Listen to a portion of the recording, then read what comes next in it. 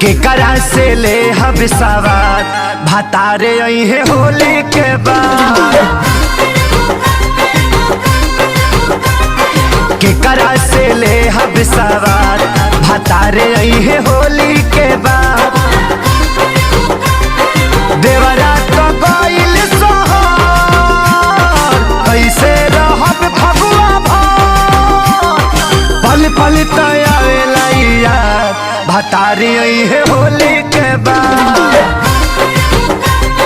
केकरा से ले हब सवार भतारे आई है होली के बाद।